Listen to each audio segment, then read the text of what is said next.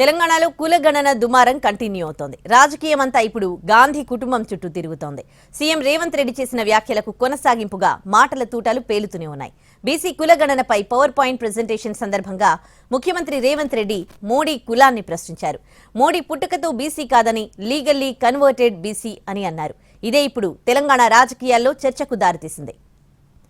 CM Revanth చేసిన వ్యాఖ్యలకు కేంద్ర మంత్రులు కౌంటర్ ఇచ్చారు. రేవంత్ రెడ్డి రాష్ట్ర సమస్యలు పక్కదారి పట్టించేందుకే కులాల ప్రస్తావన చేస్తున్నారని కిషన్ రెడ్డి మండిపడ్డారు.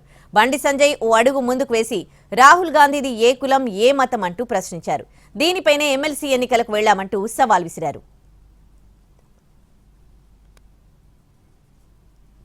అటు కాంగ్రెస్ ఇటు బీజేపీ నేతల మాటలతో రాజకీయం మొత్తం బీసీ కులగణన చుట్టూ తిరుగుతోంది. బీజేపీ నేతలు రాహుల్ గాంధీని టార్గెట్ చేయడంతో కాంగ్రెస్ నేతలు కౌంటర్ ఇచ్చే పనిలో నిమగ్నమయ్యారు. రాహుల్ గాంధీని ఏ కులం అనేది మంత్రి సంజయ్ తెలుసుకోవాలని అనుకుంటే కేంద్రం కులగణన చేయాలన్నారు. అప్పుడు రాహుల్ గాంధీ కులం పేరు చెప్పడంతో పాటు సంతకం కూడా చేసిస్తారని కాంగ్రెస్ నేతలు కౌంటర్ ఇచ్చారు. రాహుల్ గాంధీ బ్రాహ్మణుడని దేశంలో సబ్బండ వర్గాల కోసం కొట్లాడుతోన్న నేతను చూసి బీజేపీ జీర్ణించుకోలేకపోతోందంటూ విమర్శించారు.